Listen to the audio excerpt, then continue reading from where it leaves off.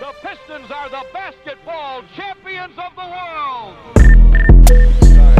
It's time. It's playoff time, Detroit. Let's do the work. Shout out Detroit. I got to puff up, you know what I'm saying? Detroit, I'm all the way in. Detroit Pistons, I'm all the way in. Let's do it. What up, Detroit, and welcome to another episode of the Buffs On Podcast. We are the best POD in the 313. We got Valley's back. He's finally back. He's decided to make this pod. Feels like he hasn't been on in forever. We'll get to him in a bit. Gabe's here too. But we got a special guest. I put out on Bleacher Report that we did a pod with Bryce Simon, and a certain user reached out and said, "Hey, this was a great pod. I'd love to be on the show." So guess what? We got him on the show. Sam, say hello to the people and tell them a little bit about yourself and how you became a Pistons fan. What's up, guys? My name's Sam. I became a Pistons fan back in 2004 when we won the chip, really. Before that, I didn't really pay much attention to basketball, but after that, it just hooked me in really tight. So, I've been following ever since. The days when Tayshaun Prince was blocking Reggie Miller's layup, you know what I mean? Those iconic moments, I was there for all of that. Just that kind of stuff just really cemented me into the organization, really, not just being in the area, but like kind of experiencing that with other people that just, embraced the Pistons so much. It's like a family, you know what I mean? I really love the kind of the fandom surrounding this team, So even though we've been a really hard organization to like follow the last couple of years, it's hard you just can't let go of those moments that just really, cemented you into that. I feel like, you know what I mean? Agreed. So yeah, ever since then, just I played a bunch of basketball, and even, that made me even more of a fan, and probably, I got kind of obsessed with it. So yeah. Love it. No, I was part of that 04 wave of fandom too. You mentioned the Tayshaun Prince block on Reggie Miller. Is that your favorite Pistons moment, or you got another? Oh yeah, definitely. Or yeah. the block from Ben Wallace on Shaq. Yeah. In the finals, that one's a tight one too. That's hard to choose between them. Yeah, one of my first memories was Chauncey hitting that bank shot from half court against the Nets. I don't know if you remember that shot. Or the Rashid full court lob. Yeah, dude, and call from Blaha Kelser. Oh my God. Yeah. All right, enough. You guys are so lucky with the memories, because I'm a bit younger. I started watching the Pistons I think 2011 was my first season. Yeah, and I hardly missed a game ever since. Draft. But if I had to think about my best memory, it's probably a Blake Griffin game winner to get the 50 piece. So you guys got me beat there. That was a great one too. Yeah, from the 04 to Griffin's layup, there's just nothing. It's been tough times, man. It has been. But we end this pod by saying every time the future is bright. So let's not dwell on the past. Let's look to this bright future. We are about a week removed from the draft. The Pistons taking Asar Thompson and Marcus Sasser. We'll start with Valley, because he's first on my screen and he's been gone for a fat minute. So let's get Valley right back into it. How are you feeling about the draft, and what are your, I guess, now thoughts on how the draft went for Detroit? Yeah, now that it's been a week, I feel like a lot better than I was a week before. I'm really high on Asar, and I like the Marcus Sasser pick a ton, having watched some film and seen some stuff James Edwards just wrote about him. But one thing that always stands out to me with who we bring into this roster, and Troy Weaver always says it's about bringing in the right people. Being a good basketball player is one thing on this team, but getting the right characters who fit the locker room, what we're trying to build here, and also just that grit and grind with Detroit. Asar is just a perfect fit for that. I think from day one he's gonna have an impact. It'll be interesting to me to see if he starts on day one. I really have no idea what to expect. Maybe we'll see something from Summer League that could, lead one way or the other. But I'm really, really excited after watching some more film on him, just his sheer athleticism. And then Troy Weaver mentioned it so much in the press conference, as his defensive ability, especially on the perimeter, has me really excited. I don't think we've had an elite perimeter defender. Gosh, and I can't even remember the last one we've had. So I'm really excited to have someone with that potential. And I think right from the get-go, that's what he's going to provide at a really high level. Is just really good defense. And I'm really looking forward to that. Yeah, defense was a huge struggle for us last year, so hopefully Asar can come in and Sasser as well and kind of help that trend upwards in the right direction. Gabe, your thoughts on the draft a week removed? Yeah, I loved the draft at the time and I still love it. I'm really high on the Sasser catch and shoot numbers playing off the ball, or maybe even as like that third guard in a lineup where Cade plays a three, or Asar plays a three, and he's kind of a hybrid guard as well. Um, Asar, like the thing I'm most intrigued to watch about him is the half court offense. I wonder if he like has anything, because if he does, it's a positive. I don't think he needs anything except for smart cuts, fast break dunks, and the occasional open three to be successful. But like watching him more, hearing him talk, hearing him be like an NBA junkie like us, like it makes me high that he's on the road to improvement. And so yeah, I'm still like, I don't know, overall not as high as last year I'd say, but like I'm super high. Yeah. Yeah, that's a great way to put it. It's not as exciting as last year coming away with Ivy and Duran, but it's still generating some excitement. Well, the three of us were kind of grinning on draft night that we took Asar Thompson. Sam over here was kind of hoping we take somebody else. Tell us about that. I was very high on Jarris Walker coming into the draft. So when I saw Asar Thompson there, I kind of had him as my third option, I guess. So I had a bit of a rough night, yeah. But I think the more I thought about it, if we don't ask too much of him, which I don't think we will, like I personally, I don't think he starts on day one, but I mean, there is that possibility. I mean, he's picked top 5. I mean, when's the last time a top 5 pick didn't start? Then you got to look at rotations. And I think I'm just more excited now for free agency because the Asar pick, it does shake things up a little bit because now you've got to address the starting power forward position. You still have Bojan on the books, and he's a starting caliber small forward who, if you move him to the power forward, can work, but it doesn't really it doesn't allow for us to have as much defensive pressure and also rebounding and et cetera, et cetera. So I'm very interested to see what happens this free agency class. I am looking forward to see the way that Monty implements Asar, because I really think, like I sent you a DM talking about how, Monty was going to pull out the 9, right? So like he's going to come off the bench and he's going to take out the other team's best player out of the game, right? So I mean, that's the whole. If that's the kind of mindset that you have with Asar, I think he actually does really well. But I think if you're going in and you're expecting him to start right away and like kind of produce like winning numbers and impact winning in a way that like rookies aren't necessarily thought of doing, then I think you're going to be a little upset. But I think that if you bring him off the bench as that kind of guy who comes in with good energy, runs fast breaks, commits to everything at 100%, I think he'll be fine. I think he'll be happy with Asar. I think that he'll be perfectly fine.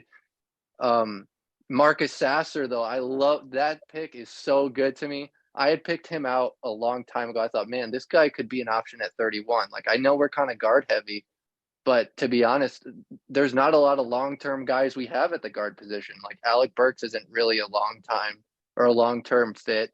And you need somebody to come off the bench with Killian. Like RJ Hampton wasn't going to be here for very long, even though I liked the way he played, the energy he played with. He just wasn't a long-term fit. He just didn't play good enough defense. And I think the 2-man game between Killian and Sasser is going to be really good. It's going to be fun to watch that develop. So, yeah, I'm certainly looking forward to it too. You kind of started leading into it, so I guess we'll start with you, Sam, go Gabe, and then Valley. But what is your ceiling and your floor for both Asar and Sasser? Ceiling for Asar, I would probably say, I mean, probably like 20 points, 6 rebounds, 5 assists kind of guy. I could see that one day for sure.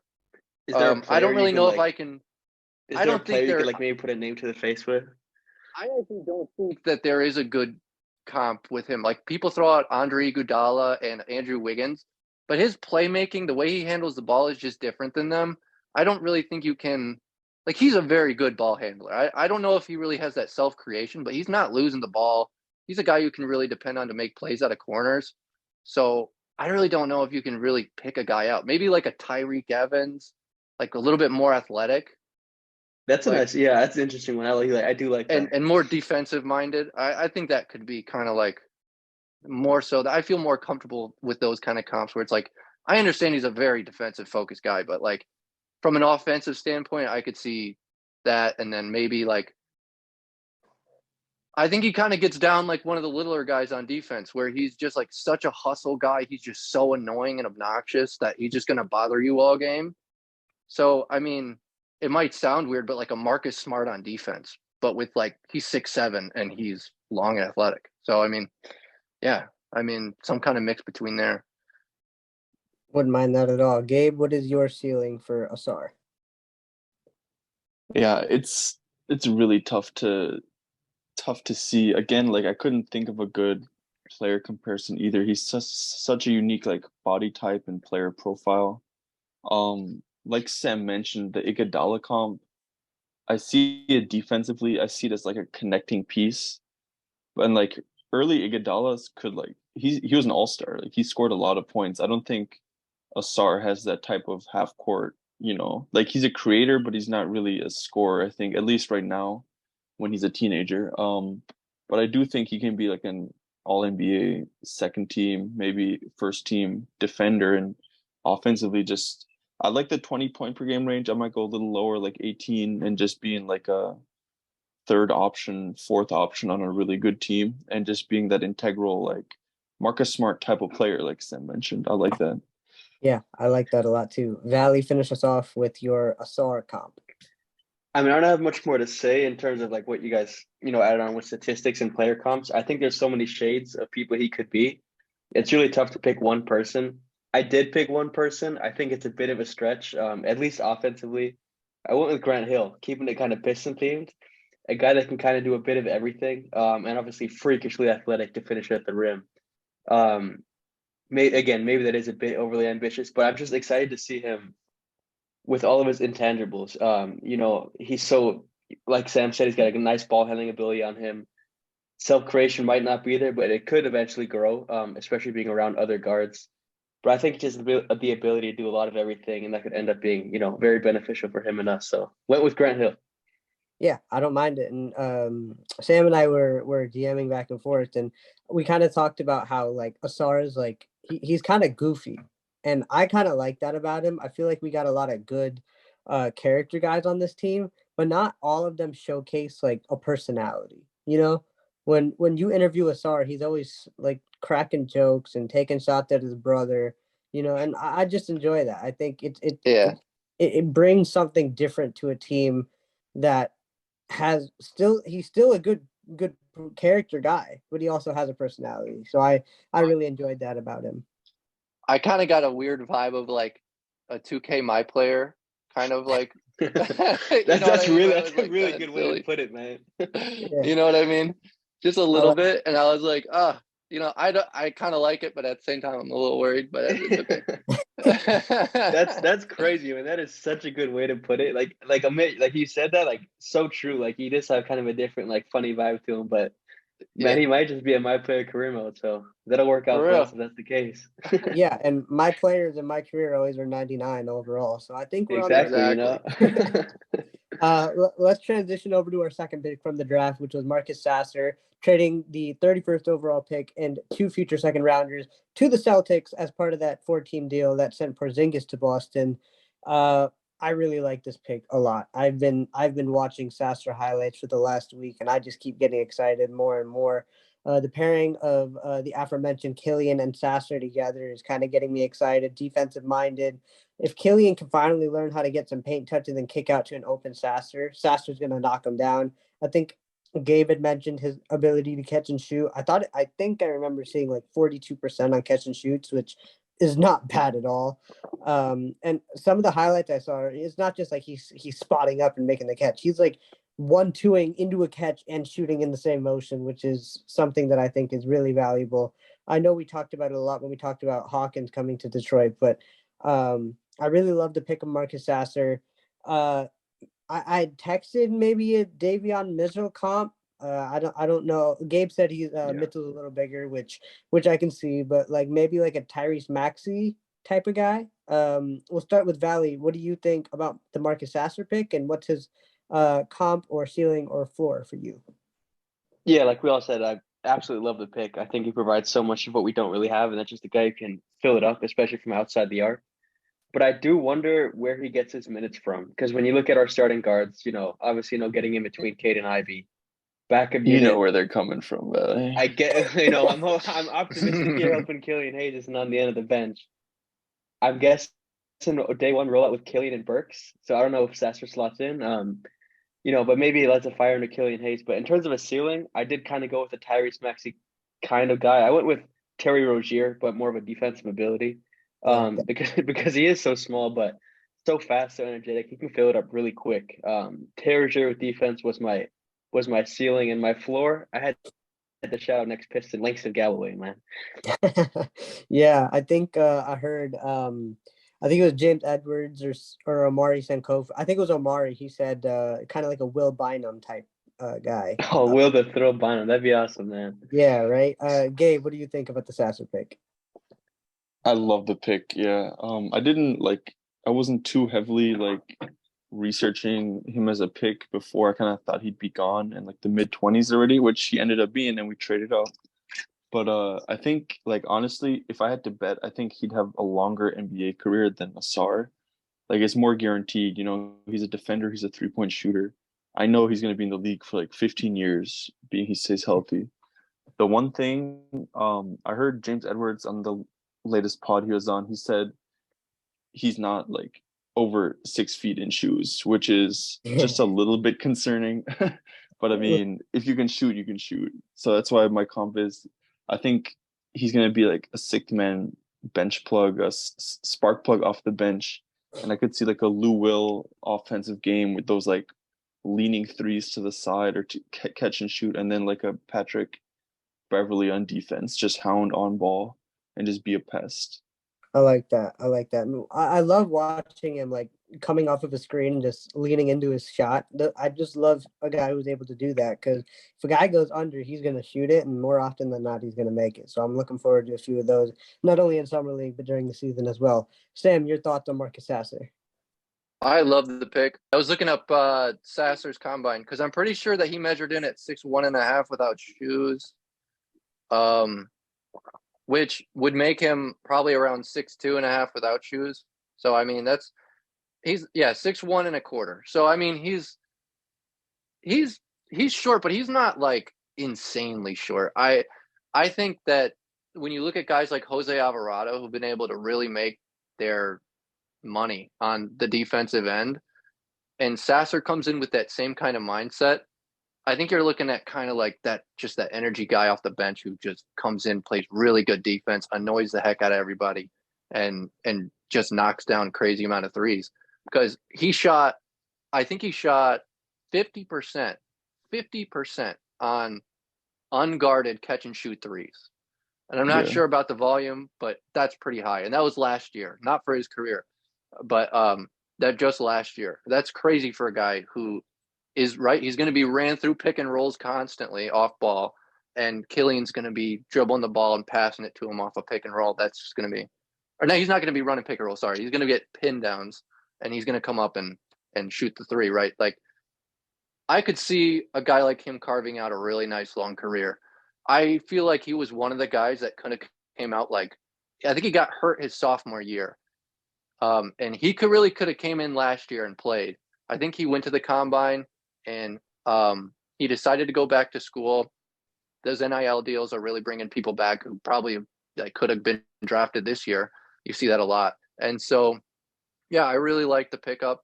I really liked the guy who was drafted right after him, Omax Prosper, was one of my favorite people to look at, but like to scout, just because he's that size, that athleticism, that defense. But you got Asar, you got that position of need kind of covered. And Omax doesn't really bring anything to the table that Asar doesn't already do. So yeah, with what we needed a guy we needed a guy to come in and fill that shooting guard / point guard need, because Killian can't soak up as many minutes as he did last year. That's just, you cannot allow that when he's literally the worst offensive player in the NBA. So you can't. I love Killian. I love his playmaking. But at the same time, you do have to have some kind of backup plan long-term for that. And even though I don't think Sasser comes in and replaces Killian right away, I think it makes it easier for the franchise to kind of let him go maybe after this year. So depending on how he does, we'll see what happens with that. But again, these two pickups really make me look forward to free agency, because we've ignored that power forward spot. I don't think Stu can really play the power forward spot as a starting position for a competitive team. So it really opens up all these free agency questions. So, I mean, it feels like we get really excited for one thing, and then we go to the next thing, and we're really excited for that thing, and then we can't wait for the season to start. And I kind of love that. That's how it's been for the last couple of years with the Pistons. You know what I mean? And having that kind of hope, it feels like we haven't had that in such a long time. It's just really nice. I really love, like, that Sasser pickup is just perfect. You know what I mean? It just great. You know, looking forward to more. For sure. And you kind of led into kind of our next topic, which is the roster overall. Gabe, do you have the roster in front of you? You had sent out the text, but if not, I can rattle it off the top of my head. Well, it's pretty much the same as last year, except we haven't picked up Kojo. Yeah. Yeah, so the only people we waived Kojo. Magruder's a free agent as of this recording. We waived Kojo? Yeah, I saw a report that said we waived Kojo. Oh, did we? He's unrestricted, isn't he? Yeah. Yeah, but I saw we waived him. I didn't make sense to me, but I saw it, so we'll run with it. So no Kojo. So that means your backcourt, I guess, is Ivy, Cade, Killian, Sasser, Burks, and then you go Boyan, Livers, then you go Omarui, whoever else you want to put at the 4, Stu, I guess. Eugene is 15th man, breaking case of emergency. For real. 100%. We also sent out a 2-way qualifying offer to Jared Roden too. I don't know what that's about, but I guess it doesn't really hurt as of this point in time. And then centers are Bagley, Wiseman, and Duran. So I think Gabe had tallied it up to 13. That's a pretty high number heading into free agency. I don't know.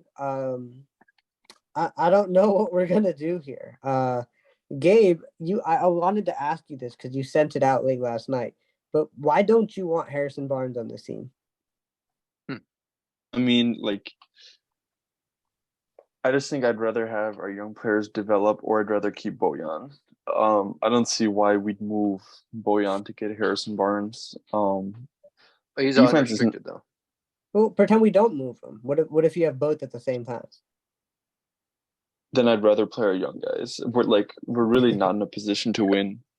I don't think Barnes is a good player, and he's like a 5th option on a good team, but we're not a good team. I'd rather have Bojan be our like main scorer next to like Cade and Ivy and stuff, and then just have Asar off the bench. And I think also we're not going to pick up Diallo. I think there's just too much position overlap. So if he does go, I wish him the best, because I think he's going to be a good player. And I have to hard disagree with Sam. I think Stewart is the ideal starting forward, especially in the Eastern Conference. You know, it all depends on his development, but I think he's shown defensively that he's stout and he's like the head of our defense. And, you know, if that 3-point shot comes around, that's the big if. If it does, then he's a starter. He's Al Horford. If not, then I agree. We need to find a starting 4. Maybe that's next year's draft. Maybe that's next year's free agency. I don't think this year is anyone that we can get long term. But like I think I mentioned it earlier in the group chat as well, that I'm in the camp of just throwing a lot of money at a person for like a 1+1 deal or just a 1-year deal. We're just to open up cap space again next year, be competitive this year, have that vet leader, whether it be Grant Williams, you know, even Barnes, if that's him, even though I'd rather keep Bojan. And yeah, that's kind of where I am with the roster. I don't think Eugene's playing. I do think Magruder will come back. He's just a locker room guy, and he'll be there to play in March when we have like 10 guys injured. When we're tanking for another number one overall pick. Makes sense. We'll go with Valley. Haven't heard from him in a bit. What are your thoughts on the roster? What are some lineups you're interested in seeing? And then maybe a free agent or two you'd like to see added to this roster, even though we're at 13 already. Yeah, I've got a list of 5 people actually that could all maybe fill that power forward, small forward spot, which is the only spot I really see us going after if we do decide to splash in free agency this year. But in terms of the overall roster composition, it's looking really nice so far. Like Gabe said, 13 people now. I do expect us to bring Magruder back, which will leave us with 1 open roster spot, which I could see us, offering some big money. Guys like Cam Johnson have been, in the talks. But I always want to say first, I'm a big fan of picking up Eugene Amaru again. I think he's a perfect, end of the bench guy because he'll play hard as hell no matter what. You know that. Team option for Isaiah Livers, what was it, $1.8 million? Absolute Great deal. Yeah, no brainer there. Hoping he can finally stay healthy, get on the court and do what he does, and let's play defense and shoot threes. But I have a list of 5 guys. I kind of know what you guys think. Maybe rank them from 1 to 5 in terms of how much you just want them there. Kind of just ignoring money. And there's one guy on this list that I really want. Like I'm fully in on giving him a big bag, but I'm not going to say who yet. But so Cam Johnson, as aforementioned, same with Harrison Barnes.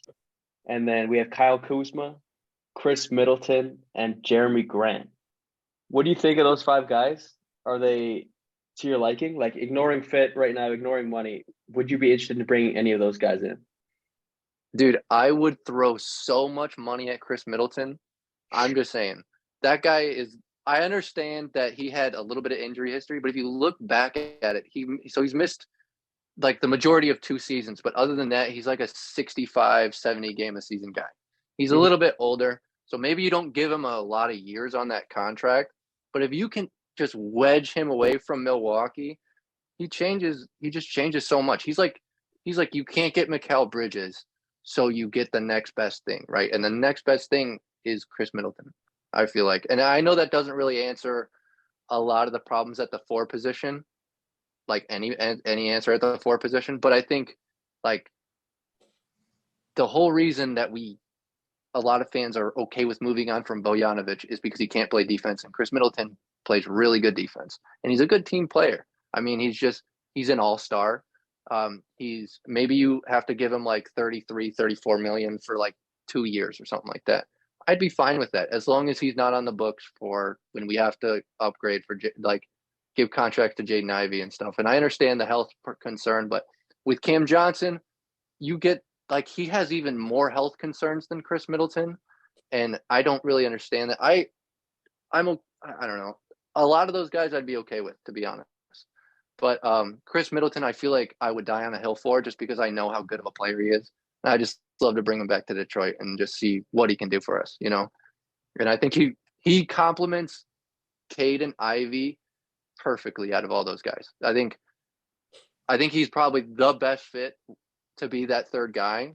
But then again, you have to look at rotations, and that's where the most complicated part happens, right? Is we already have all these players. We don't really have perfect rotations at each position. So yeah, but in an ideal world, I would throw Chris Middleton a bunch of money for sure. So he's number 1 on that list for you, Chris Middleton? Yeah, and then Jeremy Grant. Okay, fair enough. Gabe, what do you think about that list of guys? Yeah, I think Chris Middleton is the best player out of those. He's also the best fit. I agree with Sam. Number 2 on my list is probably Jeremy Grant. I liked Jeremy when he was here. I really did. He just didn't have a team around him, so I think a lot of fans grew to resent his Carmelo Anthony ISOs. But I think he's proven again in Portland he can really shoot and he can really defend. I don't think Portland's going to let him go, unfortunately. But I agree, like a short-term 2-year deal, any of those guys really. I'm kind of lower on Cam Johnson than most, I think. Just considering his injury history, I'd rather have a guy that plays 75 games than 65. Even if it means he's a little bit worse. That's Harrison Barnes' game. Yeah, okay. I guess it is. I like Bojan. I think his defensive liability can be swallowed up by Stu and Duren. No, it makes sense, 100%. I agree with the list you guys got going so far. I think Middleton at the top. I don't think I know it's not going to happen, but Yeah. Middleton, Jeremy Grant's probably number 2. I think him not having to be the number 1 option makes him just that much more valuable. I don't know who I would put 3 on that list, so. It's kind of tough. For me, it was Jeremy Grant number 1, and then Chris Middleton number 2. Just because Middleton, he opted out of $40 million with Milwaukee, didn't he? Yeah. Yeah, he did. So but he's I looking think that was for- the team. I think the team like pressured him to do it though, because they were like, we can't like have this contract and then pay all these They other want a guys, cheaper and we deal. want to bring Okay. back Brooke. So, But for me, Jeremy Grant, if we go after a 4, he's the guy I want. However, I fully believe in Stu. From reports, it looks like he's already slimmed down quite a bit to come more depth to play that 4. And, that 3-point shot, he's working on it. Never buy into off-season workout videos. But I always see that do. Marvin Bagley video? Yeah, I was just Yeah. No, and I don't plan on Oh my watching it. god. But if we go offer someone a big deal, I would love to bring Jeremy Grant back. He knows how everything works here. He's been here. He was a big part of the initial restoration. And I would just be happy to have him back on a decent team, even if that means scraping the 10th seed. Just seeing him win some games in a Piston uniform would be great for me. yeah. And I think Jeremy also was asked to do a lot of isolation, because you see, like last year, you saw Casey asked a lot of people to do a lot of isolation. There was way too much isolation last year Yeah. for guys who just could not play isolation basketball. And I think in Monty Williams' system, Jeremy Grant will buy in. He's not going to be like, no, just give me the ball. Like, who does that, right? It's a 0.5 second offense. You saw it in Phoenix. Like, everyone is getting touches pretty fluidly throughout the offense. Jeremy's not going to clot that up, I don't think. And I think there's more ties to Monty too, because they were both in OKC together too. So yeah, so that doesn't bother the odds if Jeremy does decide to leave Portland. Who did you have at 3, Valley? On that list? Yeah. I had Cam Johnson. Okay, that's probably where I was gonna go. Not because I'm like super high on him, more so because I don't think I'd want Kyle Kuzma here, and same goes to Harrison Barnes. I think I would flip Barnes and Kuzma on that list. I think Barnes is 4 on that list for me. Yeah, I have it like that as well. Yeah. Okay, yeah. I'd like Harrison Barnes on this team. I don't mind it. I read somewhere that Kyle Kuzma thinks he's the guy. He's the number 1 option, and we don't need a guy with that kind of mentality here. We need a guy who's like, all right, what do you need me to do? I'm gonna excel at what I need to do. So. I'd love to bring in some Michigan guys, whether it be Draymond, whether it be Kuz, but like I don't see those guys blending well with the current roster that we have. So I'm gonna have to say no on those guys too. We mentioned Stu's. Sorry, go ahead. Go ahead. I was going to talk about Draymond. I think that I'm going back through and I'm watching all of our games. It's really painful, but we need somebody to communicate on defense and like navigate people, because right now you have Jaden Ivey. Well, the last season, right? You had Jaden Ivey, Isaiah Livers, and Bojan and Bagley, and then Wiseman or Duran. And it felt like a lot of those guys were just overwhelmed on defense. They didn't have like any time to really communicate because they're so new and they're still trying to pay attention to every little detail. And it doesn't feel like the communication is very good. Like I remember seeing, I think it was against Orlando, you had 3 people pointing to one guy in a corner and nobody went out to go get him until the ball was passed to him. And then 2 people went out to go close out on him. And I was just like, oh, you know what I mean? So I feel like Draymond could really direct, kind of be that floor general on defense. And then like Stu's not very good at passing out of short rolls. And a lot of the time he would settle for like a jump shot at the top. And I think Draymond kind of fits that Monty offense just a little bit better than Stu will. But I don't know. Maybe Stu is still young. Maybe he figures that out in the offseason. I don't know. But, I mean, that's something I really liked about Jarris Walker that I saw a lot of commonalities with Draymond was in the short roll. He was they were both so good at just finding the man, the open man. And so, I mean, you could put I think the fit for Draymond's pretty good. But yeah, again, the shooting. Yeah, I don't know. But if you have Bojan out there with him, that's not that big a deal. I mean, yeah, I guess. How much would you pay Draymond? Yeah, exactly. That's the problem. Yeah. Like if Draymond were to come here for like 15 million, I'd be like, okay, yeah, sure, take it. 15 million? No, I'd probably give him 25. And then that's the most I would go. He's not leaving the Warriors unless he gets he's the not. bag. Yeah, it's gonna have to be I a huge offer for him to get out of there. Yeah. Yeah, no. Yeah. So that's You're why right. I kind of turned it off. So like I knew Which he was it's just sickening to me that my top three guys just they have no chance to come into the Pistons, even though they would literally like turn us into a playoff contender. It's just it is what it is. I think actually priority isn't a player this offseason. I think it's that New York pick. I think the pick we traded in New York needs to get freed up because that is crazy. We cannot make big moves without that first round pick from New York. So I think that should be a huge priority. I think you should give up whatever. Like I would give up Stu for that first round pick. I really would. I mean, I love Stu. I do. Okay, guys, everybody relax. All right. But like I know it sounded like I hated on him earlier. I do like Stu. He's like the heart and soul of this team. I agree with all that. But that first round pick could be the difference between us getting a guy like Paul George or someone of that caliber sometime when the CBA apocalypse goes down. Like when that CBA apocalypse happens, which it started, right? Where everyone's trying to figure out how they can fix their rosters. When teams figure out that they can't compete, they're going to be shoving stars out the door, and you're going to have those first round picks available to pick somebody up because we're not getting them in free agency. We're just not. I see where you're coming from there, but I can't pull away from Stu. I was actually going to go in a complete opposite direction because we brought up Stu earlier in a few extensions. Naz Reach has signed a 3-year, $42 million deal with the Timberwolves. Mm-hmm. Stu getting an extension. Would you see something similar to a 3-year, $42 million, or are you thinking less, more? It's more, I think. I think it's going to be longer years. I think it's going to be 4 for 64, maybe. It's roughly around the same amount of money. I think Weaver loves Stu. The whole team loves Stu. I think he's staying in Detroit, and I think he wants to be here. He's not a max guy, but 20 mil a year for him, I could see it. I think by the end he'll be worth a lot more than that. Yeah, I'm fully with you there. I think it'll be a little bit more as well. I don't know. Gabe and I think are ridiculously high on Isaiah Stewart. I think there is some reason for that, but I think we're also incredibly optimistic for him and his 3-point shot development. But I mean, what do you think?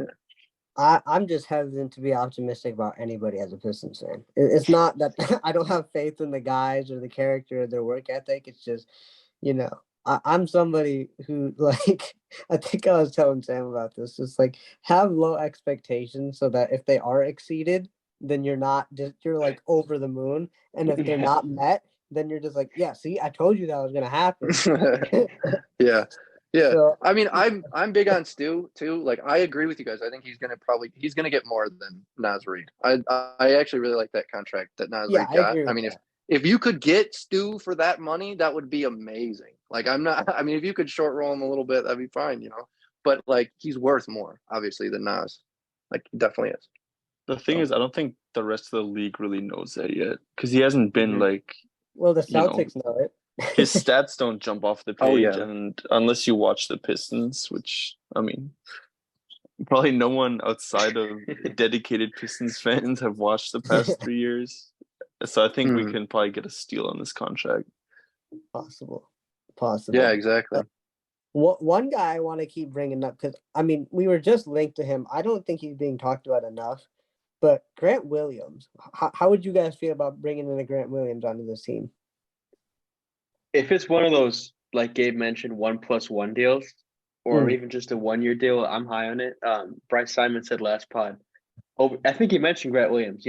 Overpay a guy for 1 year because it doesn't really matter, and then hit the next free agency class, which I think is a lot deeper than this one. I see no reason not to. He's been around good teams. He can shoot the ball at a really high level. I'm all for it. I would happily give him 1+1, but no more than anything of that length. Okay. I wouldn't be too mad at that. I just really like what he brings to the team. Sam, your thoughts on Grant Williams? I'm kind of indifferent on Grant. I don't really. I mean, yeah, he brings in that shooting, but he's kind of short for a power forward. I think he's 6'6". Mm-hmm. I understand he plays a little bigger than he is, but like we're getting into a league where that height at that position is pretty important. I mean, we just number 1 pick was just 7'5". I mean, we got people like Chris Stapps running around and like, Chet Holmgren's coming in, and I just don't know if I'm willing to give up on that size. And I don't think that Weaver is like, I don't know. He wants that big lineup, you know what I mean? So I don't know. Mm-hmm. I like the shooting. I don't think he's a fantastic defender. I think he's passable and he's still young. I wouldn't give him any more than 15. But yeah, that's just where I'm at. Yeah, next year's free agency class definitely has a lot more to offer. Just like taking a quick glance at it, you got That's what I was doing just now too. Gary Trent, Domantas Sabonis, Jaylen Brown. If you really want DeMar DeRozan, Pascal Siakam, Tobias Harris, and Klay Thompson. Like that's automatically stronger than what we've seen this year so far. Yeah, next year we have to make a run at Pascal, dude. Like if you're not going to get that playmaker at the 4 this year, Pascal is he's that dude. You know what I mean? Like he showed that if he was the second or third guy, he could win a championship. That's what you need on this team, right? So I think we're all in agreement with all Pistons fans is that power forward is the position of need. So I think having a 3 is the most position of need. A wing, a versatile wing. I think you can win a championship with a Stewart type player, like an Al Horford type player, if you have that Jason Tatum as your wing, Stu doesn't really have as much in his bag as Al. I don't really know if I can say I know he's going to be I like agree. but right now he doesn't, but I think he's that type of, like, I don't know, maybe a Bruce Brown, the 5th starter type of guy who's just there to play hard, play defense, maybe plays like 28 minutes a game.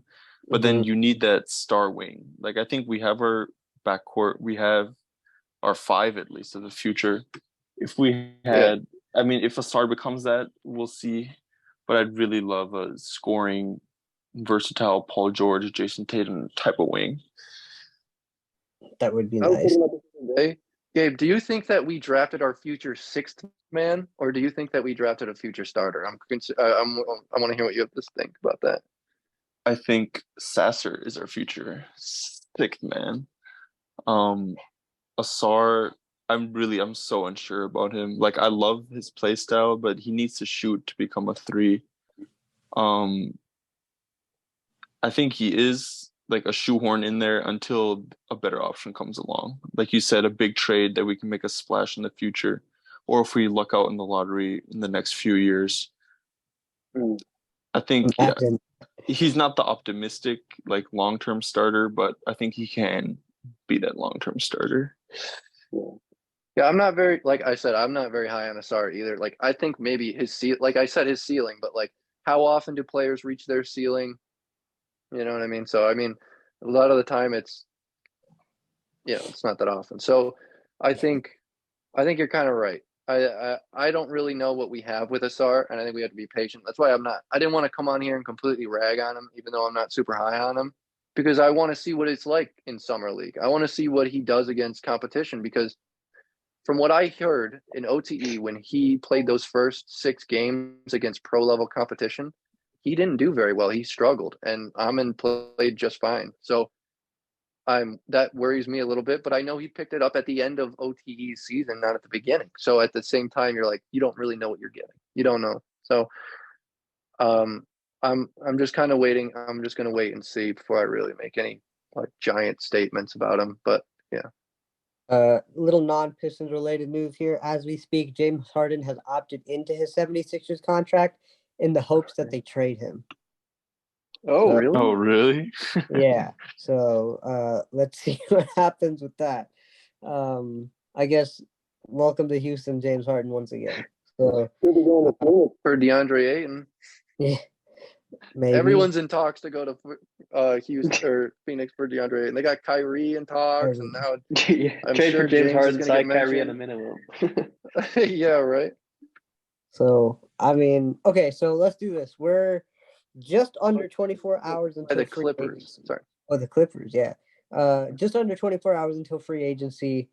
Give me we all got to go. I don't know if I'm going to have a totally original one, but we're all going to go one bold prediction for free agency. We'll start with Valley. We'll go Gabe, and then Sammy, you can finish us off. So Valley, what is your bold prediction for Pistons free agency? Pistons only. Okay, we'll do both. If you got another Actually, one, doesn't matter. It's Piston related because you're putting me on the spot here. All I can think of is Piston. I'm saying the Pistons land Jeremy Grant on a big time deal. Wouldn't mind it. Gabe, your bold prediction. I don't know if it's that bold, but I think we're gonna come out the gate real quick in like the first 10 minutes to sign Dante DiVincenzo. Damn, that was mine, man. Why are you making? Damn, you make me look like a piggybacker all the time. Sam, what is your bold take for free agency?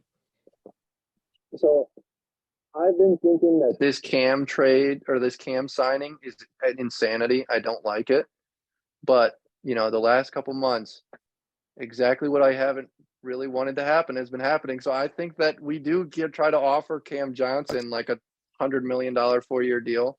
And then we wait it out, see if they match, and then we might do a sign and trade. That's what I'm thinking is going to happen. That wouldn't surprise me at all. I think my bold prediction is the Pistons dump salary space. I don't know who that's going to be. I don't know if it's going to be Killian, Bagley, Bogey, or Burks, but I think because I had to come up with one because Gabe stole mine, I think the Pistons are going to make a trade. Hot take on it. Thank you. Off the cuff. But hey, if James Harden wants to go to the Clippers, you could literally just do a salary swap and get Robert Covington, who's literally on the same exact contract as Marvin Bagley, and we could piggyback on that trade and somehow help them out in a way. And maybe I like Covington. I do too. I like Covington a lot.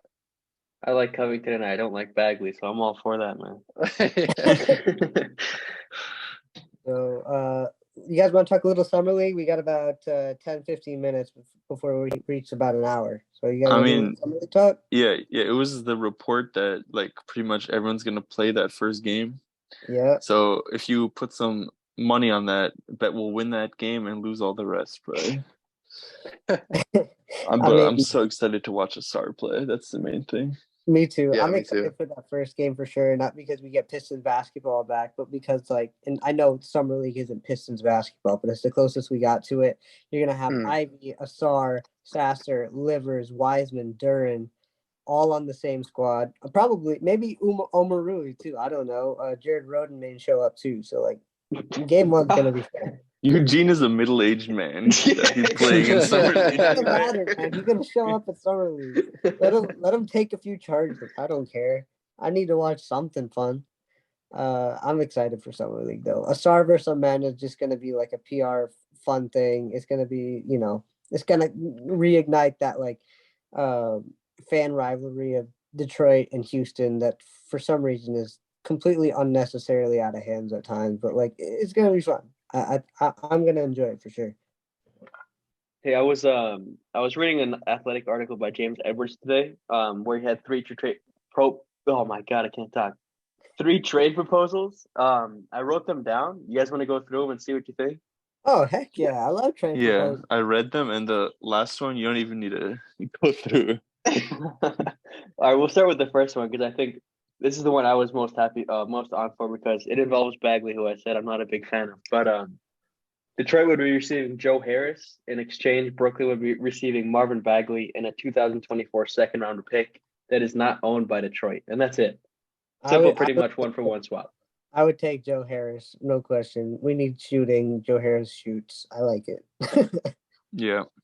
And the incentive they need a big too. They need a big. Yeah. They have Nick Claxton, and I think it saves them money though, right? Joe Harris on a much larger contract. It sheds them about $7 million. But Joe Harris's contract's also expiring. Therefore, it's even all the more reason to do it for us. I think. Sam, your opinion on that? Joe Harris making? I don't know. I don't know. I think Joe Harris is a good player, but he doesn't really fix the problem I feel like we have at the position of need. So it doesn't really, it kind of just buries Asar a little bit more, I think. So I don't really know. Yeah, fair enough. Trade number 2. Sorry, cat walked in the door. Trade number 2 is with Philadelphia, and this one will be bringing in Tobias Harris, and in exchange, Philadelphia would be receiving yet again Marvin Bagley, Bojan Bogdanovic, and 2 future seconds. Again, both not owned by the Pistons. I'm a little more iffy on this one, but I think I am in for it. Harris' deal expires again after this year, although he's owed I want to say $36 million this year. And then this is just going back to what Bryce said. Why not get a guy, a huge overpay for 1 year when it doesn't really matter that much in the long term? And again, moving Bagley, I think clears up sort of a logjam we have at the 4-5 position. Therefore, I'm all for getting him out of here. Your opinion? Resign. Yeah, but I mean, if you're betting on that, I don't know, because it's going to sound weird, but we are getting rid of a lot of second round picks. And I understand that I said we should get back the New York pick so we can trade more first round picks, but like that's for like a star, like a guy is going to come in and be an impact player. I don't really know. I mean, I like Tobias Harris a lot, and I loved it when he was here. I mean, that was one of my favorite teams since the 04, right? So I don't really know. I'd have to think about it a little more, but I think that we really need to figure out what we're doing with our future assets because we keep trading them, and we're not like we got Sasser. But like that's a good pickup, but like 2 other second round picks for that, and then you want to give up more second round picks. And I understand. I like Bogey. Like I really like Bogey. I don't know. Yeah, I don't know. I'm half and half on it, I guess. I really like Bogey. I really like Bogey. I don't know if Tobias resigns. I don't know. I feel like didn't his dad tweet out that like he's mad at the Sixers because they're not utilizing him to his full potential? Like I feel like Tobias is getting frustrated that like he took a lesser role on a better team and it's not working out. So I feel like he'd want to go to a place where he doesn't have to take a lesser role. I don't know where that would be, but I don't think that's here, unfortunately. I love Tobias. I loved him a lot. I was really hoping we'd keep him, but I don't think that's here. So I'd rather keep – I don't know how we hide Bogey on defense, but, like, if he can remain consistent like he did last year, I think, like, we need a steady rock somewhere on this roster, and if it's Bogey, I'm okay with that. Yeah, I was saying I think Bogey is probably better than Cam Johnson on a winning team. Like, if you put Bogey on a team like I don't know, like, if you swap out, like, I don't want to say – man, I don't know. But I feel like you put good defense around him where he's just not getting exposed, or maybe you run some zone defense, which I think we should do this year. And he's just so reliable, and he scores at all 3 levels. He can do everything on the offensive end. But and if you can manage to hide him, then that's a huge asset for you. I don't know. It's very hard for me to get off Bogey unless I'm getting like the 10th pick in last draft, or you know what I mean, like some kind of future asset with long-term reliability. It's just hard for me to make that decision. I think the only way I would have been okay with us letting go of Bogey was if we landed like a Jarris Walker or Taylor Hendricks. I think personally. Yeah, dude, I would have traded him for Taylor Hendricks in a second, dude. Oh, sorry, I didn't mean to curse. No, you're good. Let it out. That's passion. Gabe, you read this article. What do you think about that proposed trade?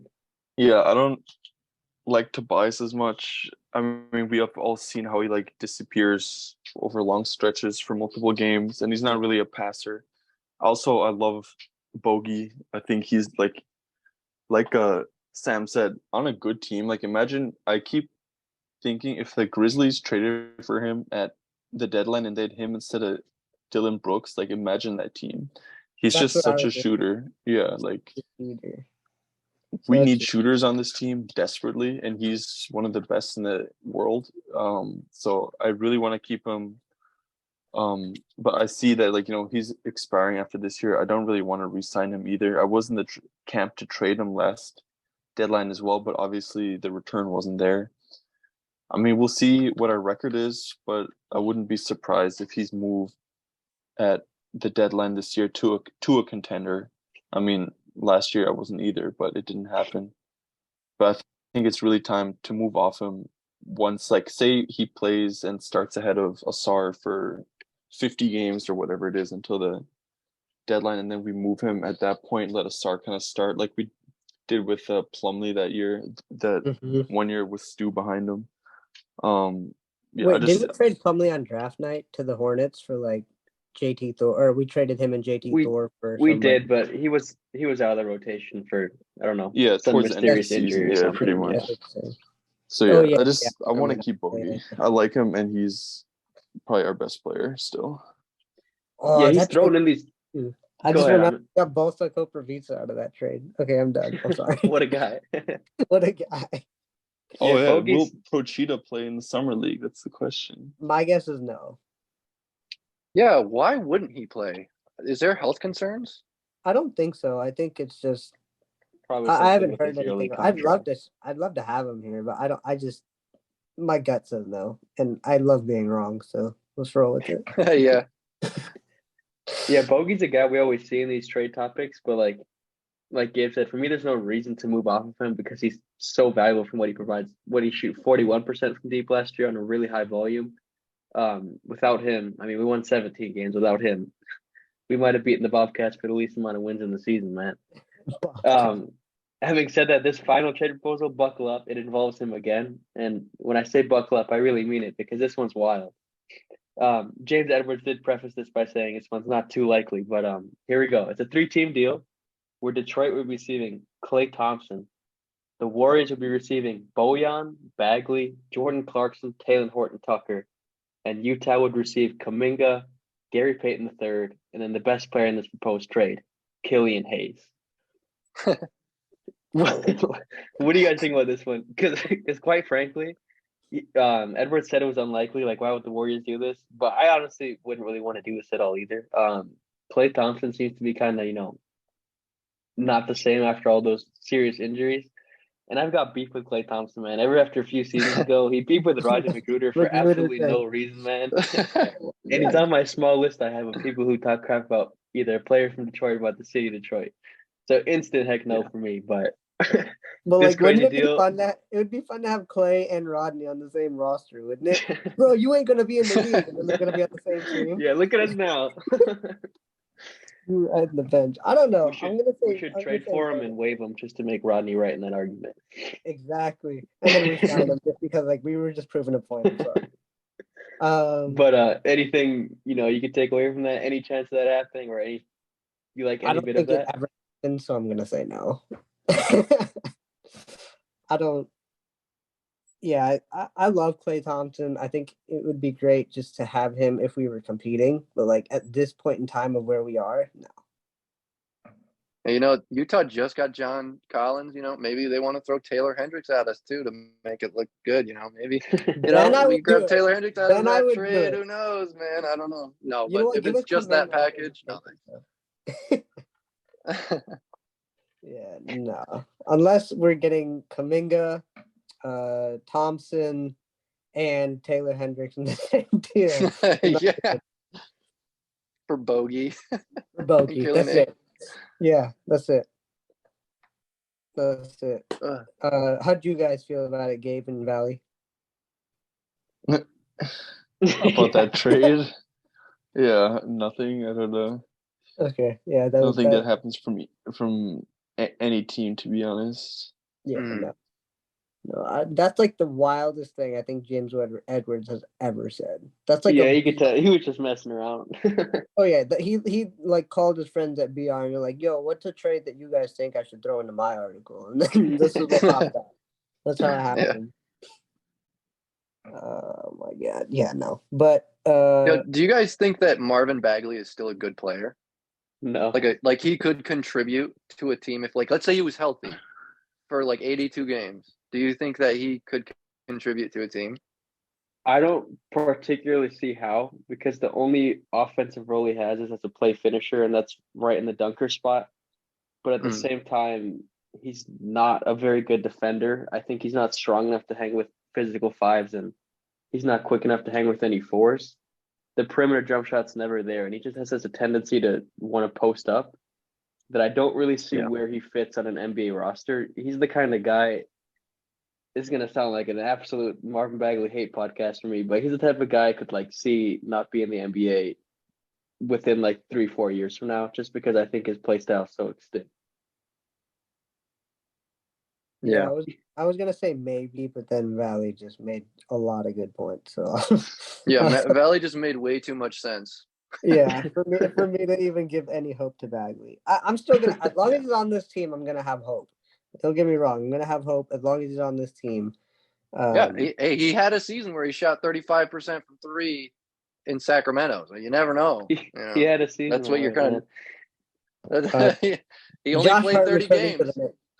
Just so we briefly discussed this sometime earlier when we acquired James Wiseman. If you had to bet on one player staying here longer between Wiseman and Marvin Bagley, who would you pick, Sam? Wiseman, 100%. Okay, random. So you have an incentive to keep him. Yeah. I also hate James Wiseman.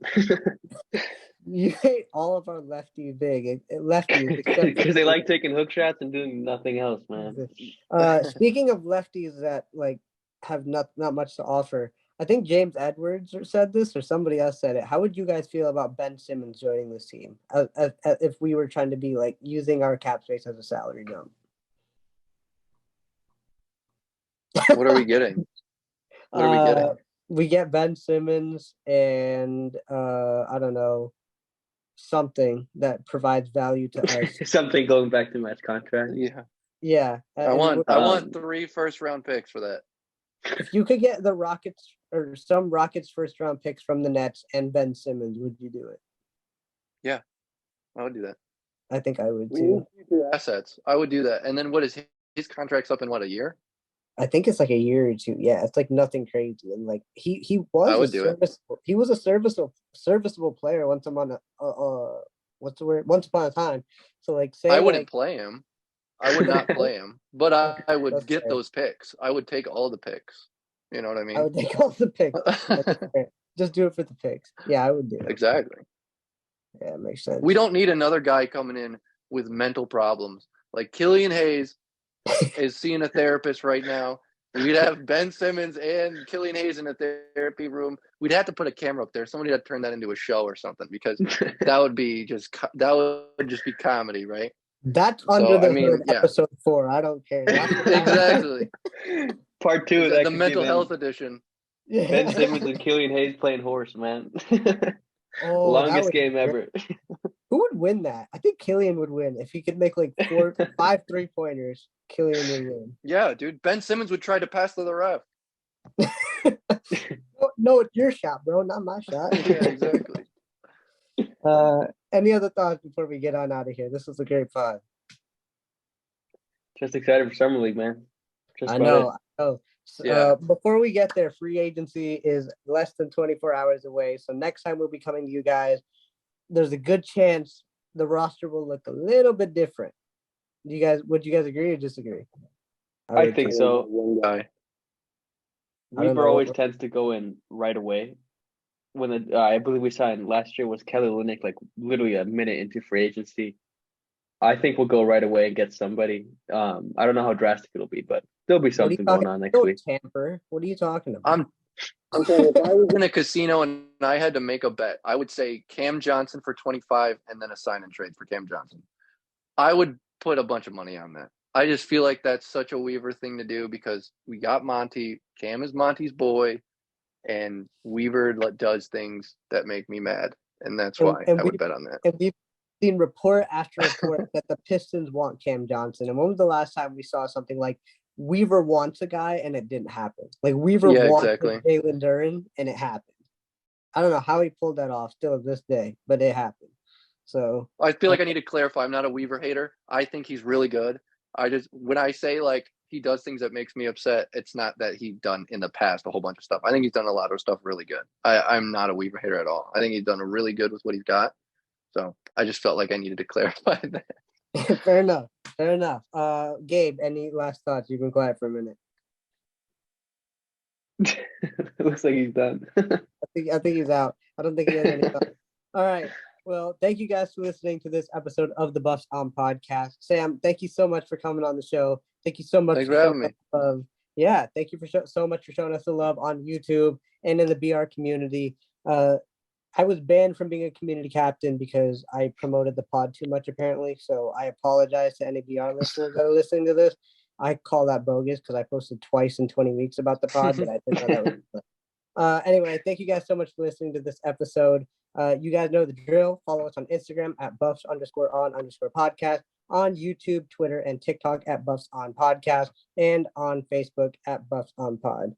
As we talked about for a while in this pod, hold your breath, Detroit, because the future is bright.